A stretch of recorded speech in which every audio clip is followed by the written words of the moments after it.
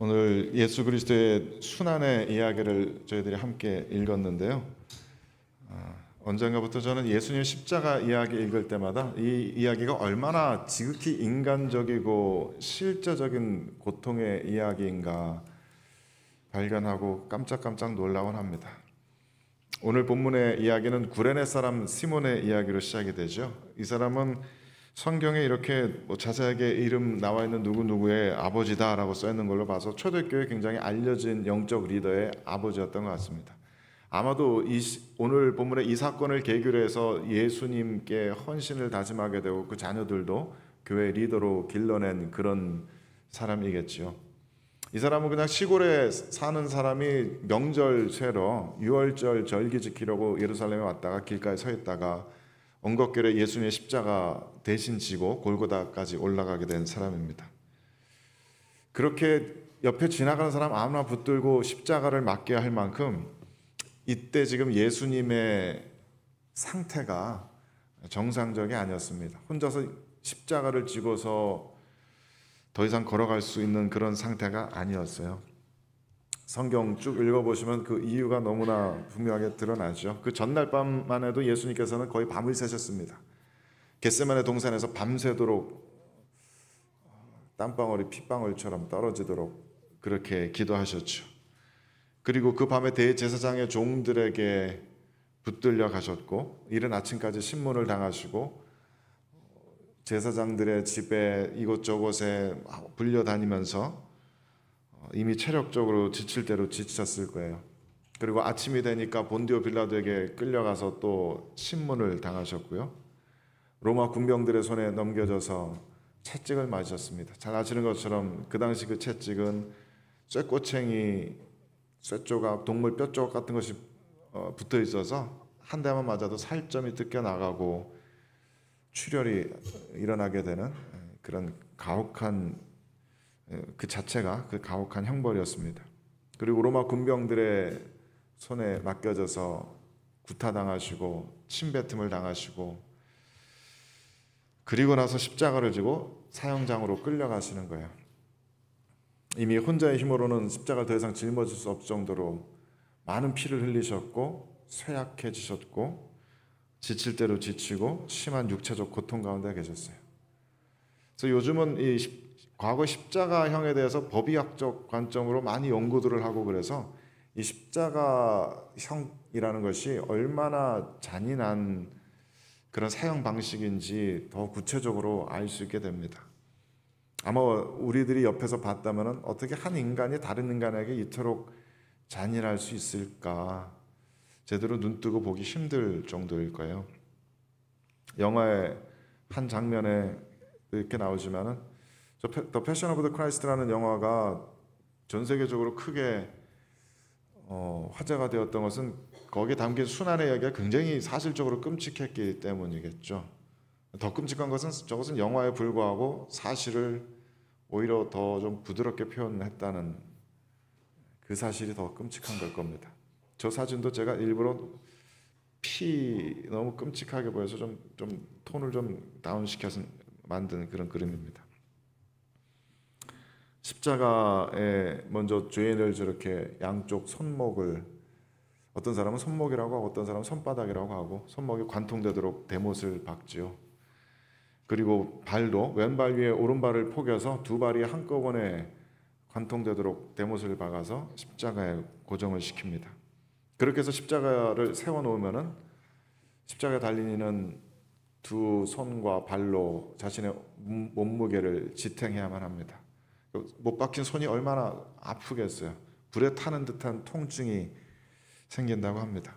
그렇다고 해서 손의 고통을 피하기 위해서 발로 몸의 무게를 지탱하려고 하면은 이번에는 그 발 사이에 있는 그 발등뼈 사이에 신경을 관통하는 그 못 때문에 역시 인두로 지지는 것 같은 그런 고통을 당하게 된다고 합니다.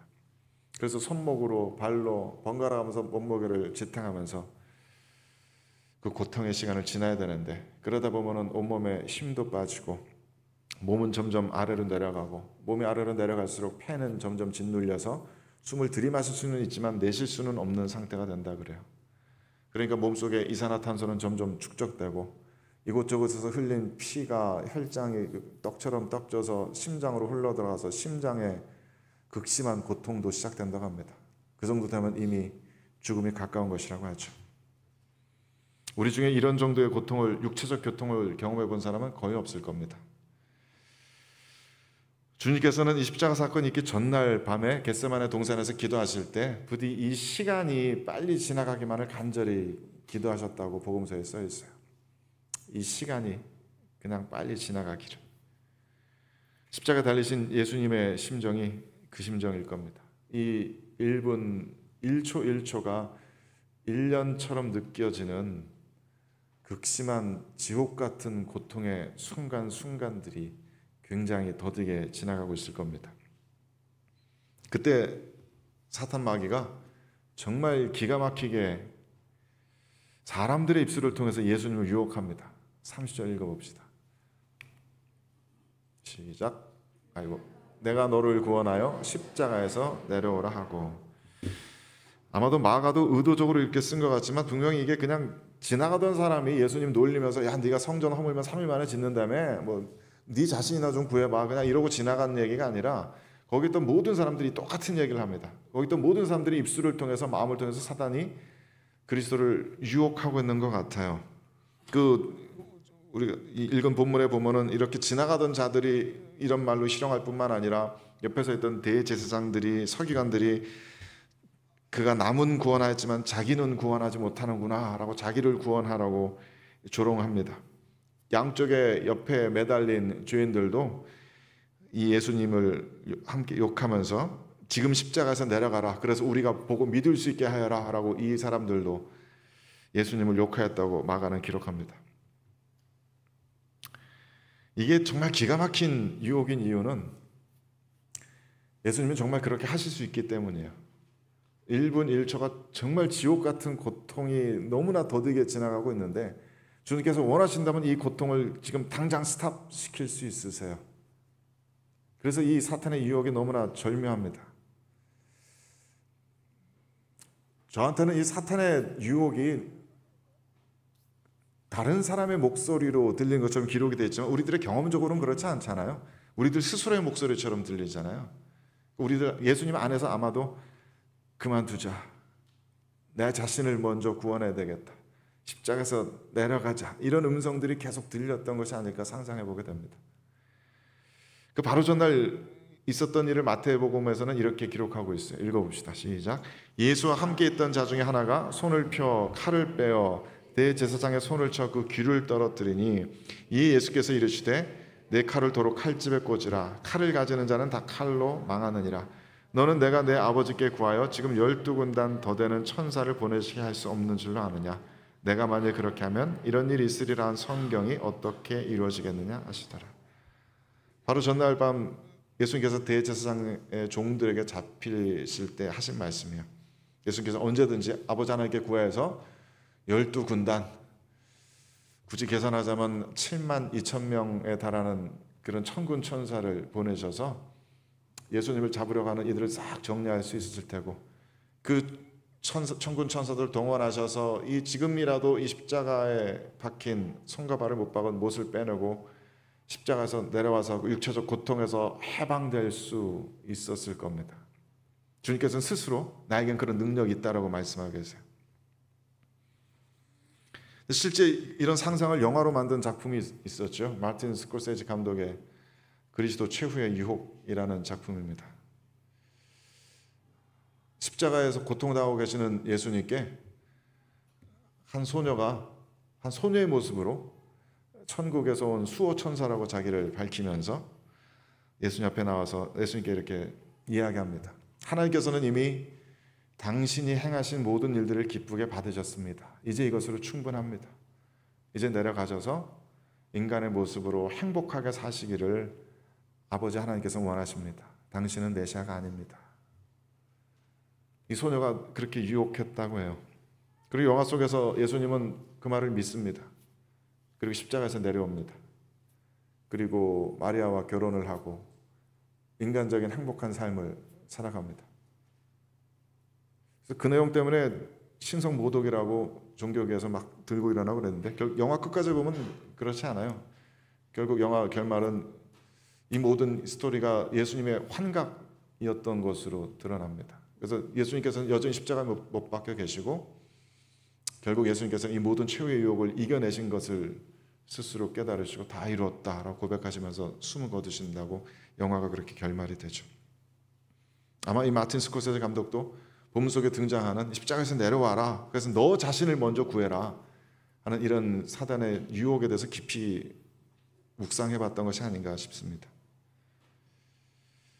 그리고 아마 여러분도 안에서 들려오는 그런 유혹의 음성들이 낯설지 않으실 겁니다. 저는 낯설지 않습니다. 전혀 낯설지 않습니다. 저도 수없이 많은 이런 음성들을 듣습니다.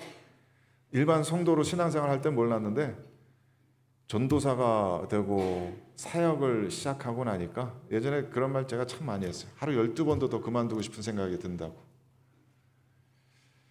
교회 사역 그만두고 좀 더 편한 일, 좀 더 사람 대접 받을 수 있는 일 하고 싶다고. 내 가족 내가 더 잘 먹여 살릴 수 있는 일, 내가 더 잘하고 좋아하는 일 선택한다고 해서 아무도 뭐라 그럴 사람 없잖아요. 물론 그런 생각 들다가도 결국엔 이 모든 것이 내가 선택한 것이 아니라 하나님께서 이끄셔서 여기까지 온 것이기 때문에 내가 그만둘 자유도 없다는 것을 늘 깨닫게 되죠.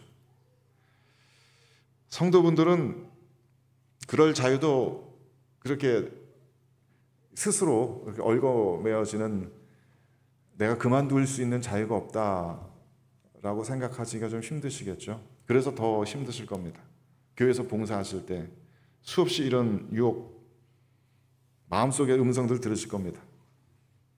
내가 무언 부귀영화를 누리겠다고 이렇게 고생하면서 사람들한테 욕먹어가면서 손가락질 받고 오해받아가면서 이 고생을 해야 하나, 그런 생각들 해보실 때 있을 겁니다. 똑같은 얘기입니다. 십자가에서 내려가라. 네 자신을 구원해라. 네 자신을 먼저 돌봐라.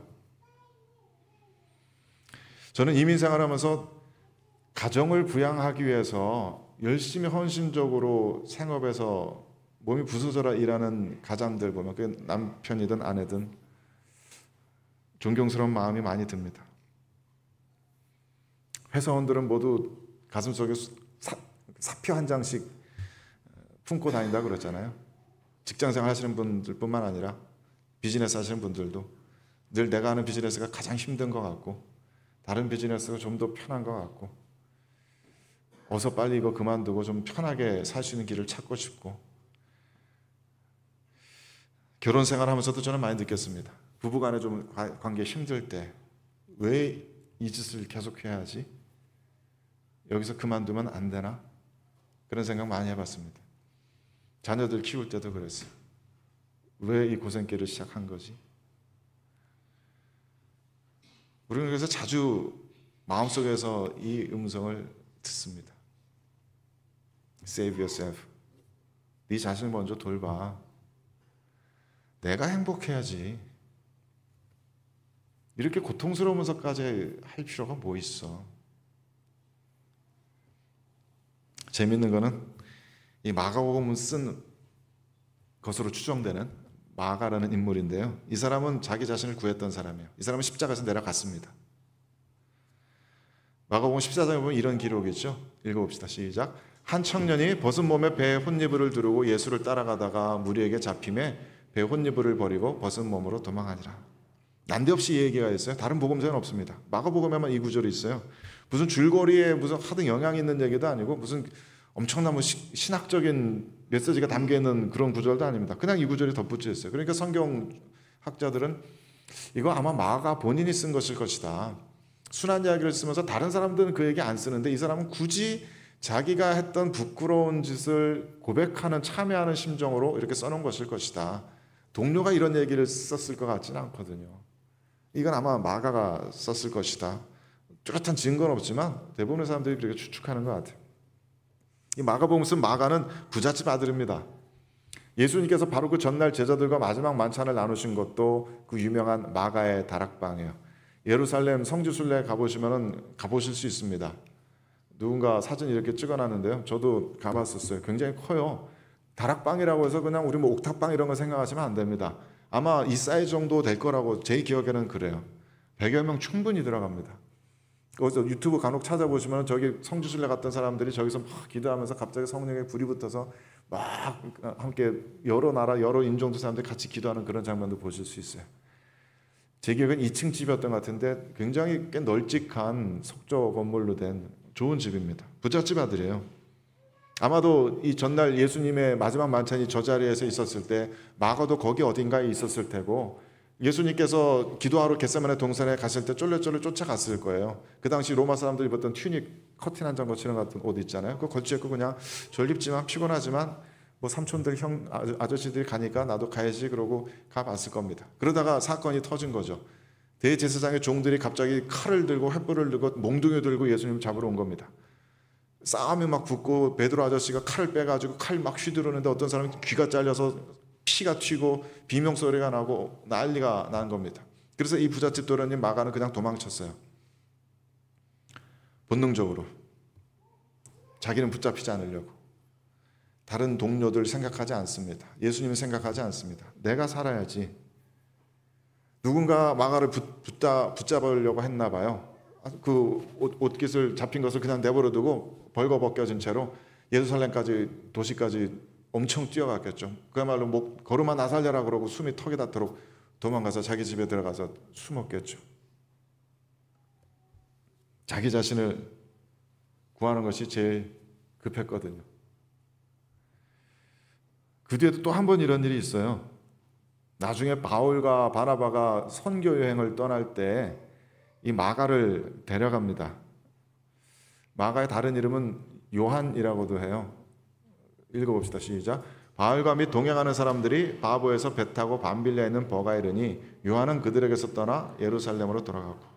지금 교회가 처음으로 생겨나고 성령 하나님이 인도하시면서 갑자기 뜨거운 영감을 받아서 전 세계 선교여행을 떠나야 되겠다. 그러고 교회 역사상 가장 최초의 선교여행을 떠나는 역사적인 순간에 이 마가 요한은 가다가 말고 중간에서 그만두고 집으로 돌아가 버립니다.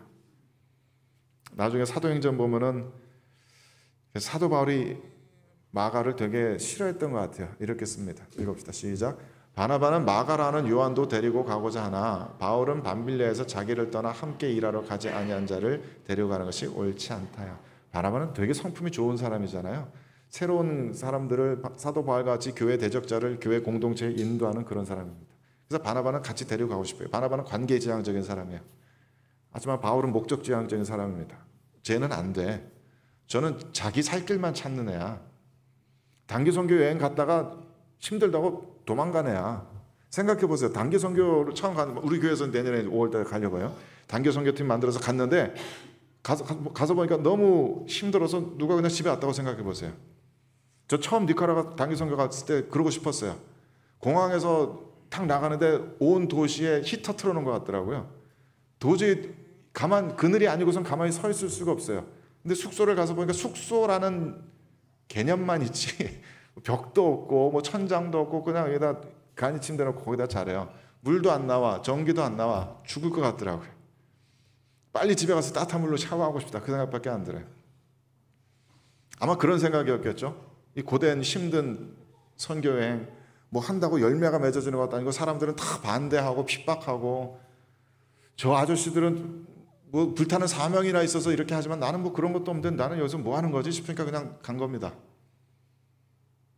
내가 여기서 뭐 하고 있나 싶어서 자기 살 길을 찾은 거예요.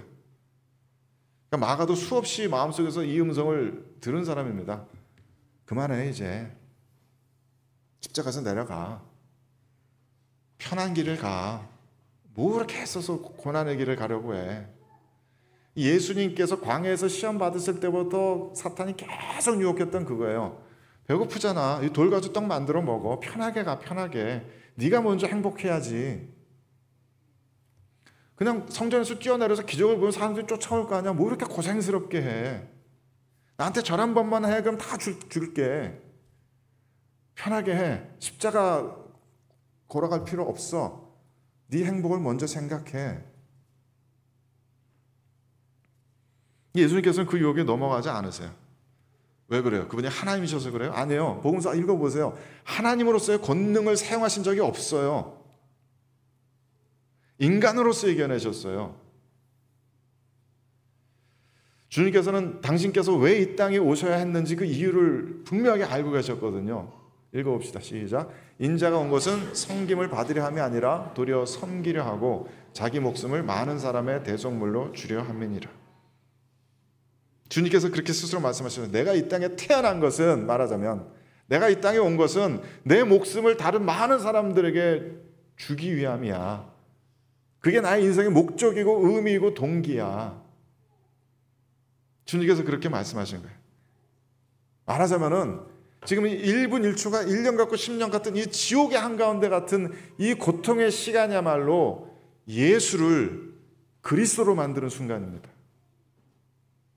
이 지옥과도 같은 이 십자가의 죽음의 고통의 이 순간이야말로 예수 그리스도의 영광을 가장 잘 보여주는 순간입니다. 왜 그분이 그리스도인지, 왜 그분이 하나님의 독생자인지, 왜 이분이 온 세상을 구원할 구원자이신지, 십자가의 그 고통의 순간이야말로 가장 잘 보여주는 시간이에요. 예수님만이 아니에요.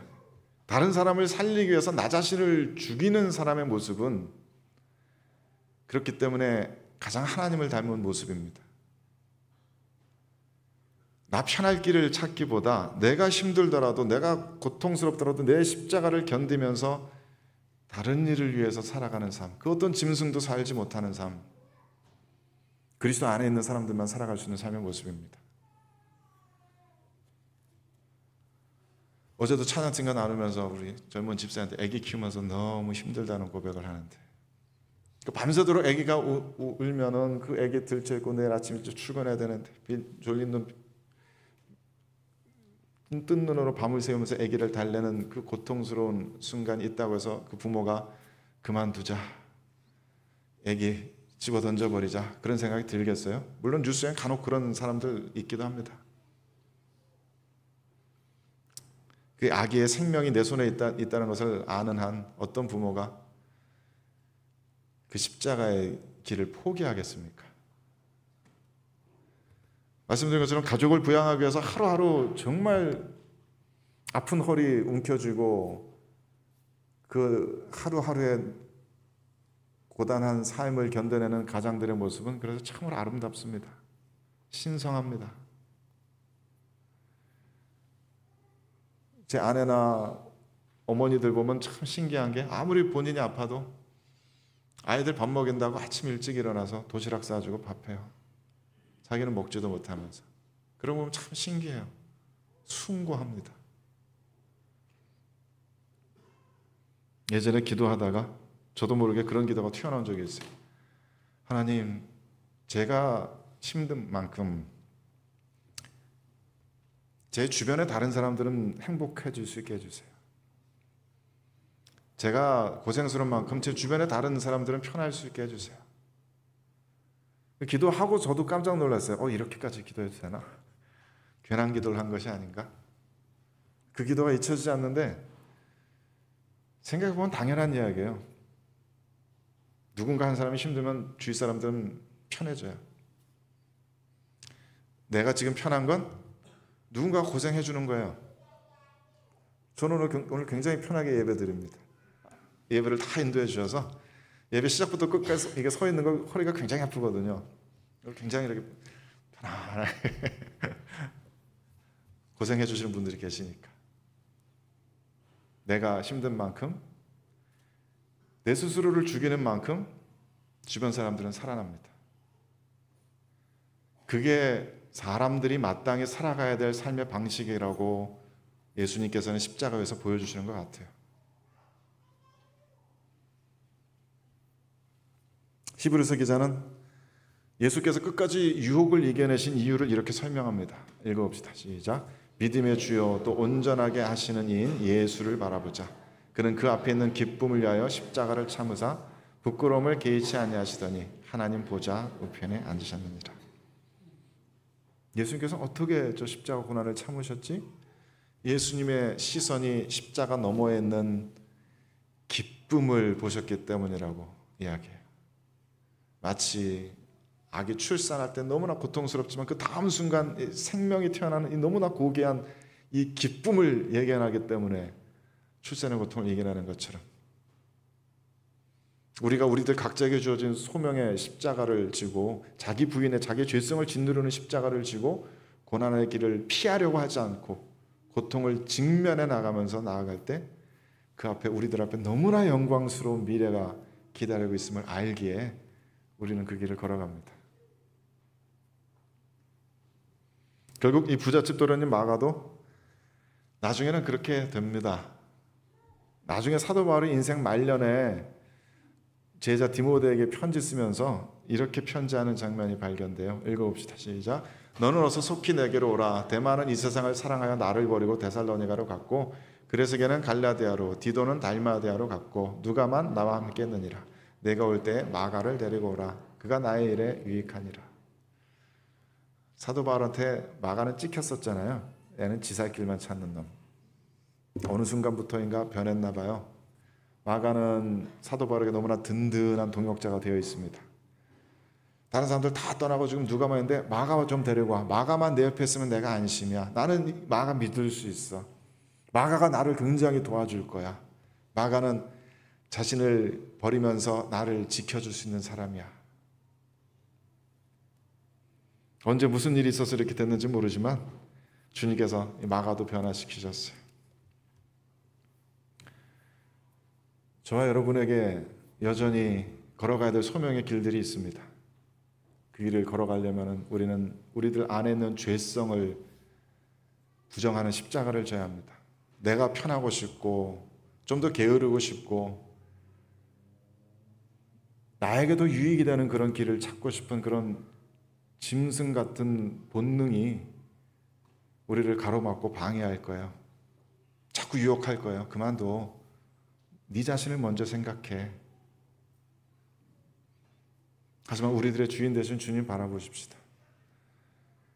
우리 대신 주님께서 순전히 인간으로서 그 고난을 이겨내셨다면 우리도 해낼 수 있을 줄 믿습니다. 그분의 영이 바로 우리들 안에 계시니까요.